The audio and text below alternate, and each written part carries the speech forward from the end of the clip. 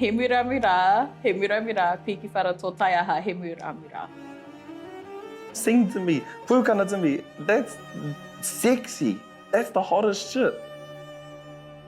Hea e tuhi āhuatanga sexy o tō tāua reo? Tāne whai kōrero. Kai whai kōrero.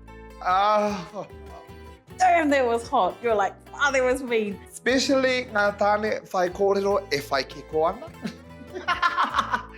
Te nuinga o ngā tāne kātū ki te kōrero. Oh, he paupahu I kore. Te nuinga o te wā e tuku noa ana I ngā template whai kōrero, eh. Me tuatai, me tuarua, me ngā.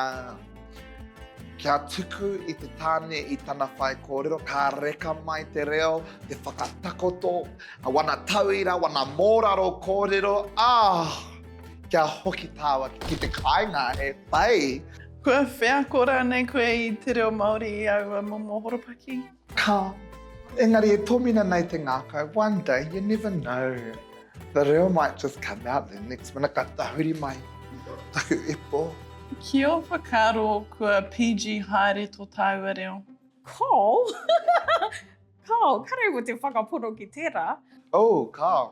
Kare te mōhio mena kua PG haere, engari mo te taha ki te reo o te ai, kei te taipū whenua tia toni tia ngā whakaro mo te ai me te reo Māori.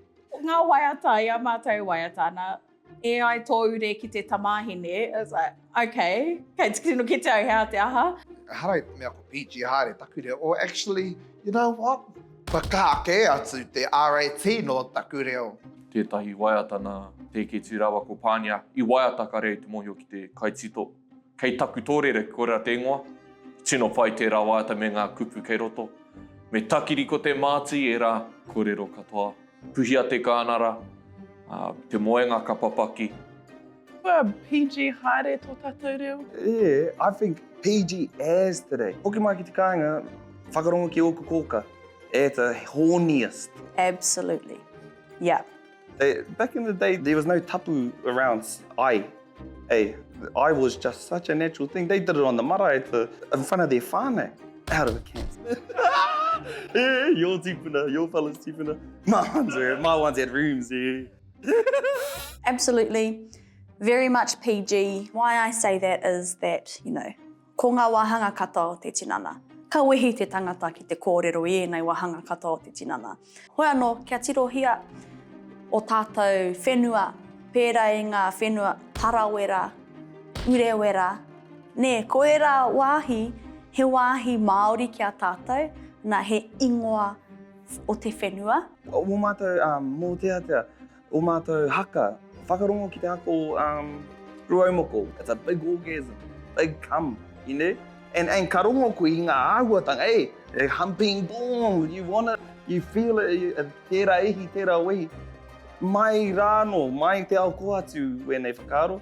Tērā pēr ko ngā mea o te hāhi pēr kua tino huri ahua ki tētahi atu taha pēr. Wētahi o ngā kōrero o te mita o te nota, he hua nā ngā mihinare, te taenga atu ki taku kāinga ki te tai tokerau, ka rongo rātou I te reo Māori te tuku I te kupu whakarongo, a whakatairanga, nā ko ngā mihinare tonu I me atu ki aku supuna haka, ne kia ngaro tērā kupu whak. E rā tūmomo kupu rereke kua āta huri hia te ao. Me pewhia pē whaka-R18 anō tō tāua reo. Kiriata ai Māori?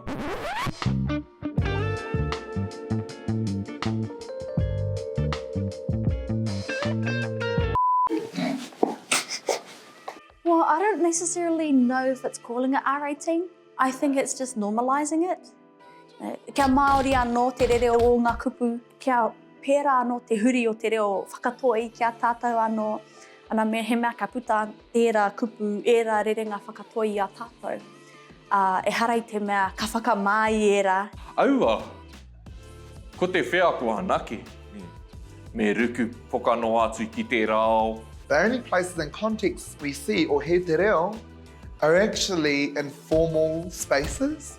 So I guess that kind of contributes to why I'm quite reluctant to hear Te Reo Māori, if Te Reo Māori is sexy in that sense, because a lot of the exposure that Te Reo Māori is in is in formal spaces. Kāore tu atu I te whakaatu pēr I tēnei reo ki tāngata kei atu. I think encouraging more Te Reo Māori in those informal spaces, in the bed. And I guess, you know, just your casual friend circles talking about sex and different contexts that encourage the use of Te Reo Māori so that, yeah, it can become sexy. And how timely.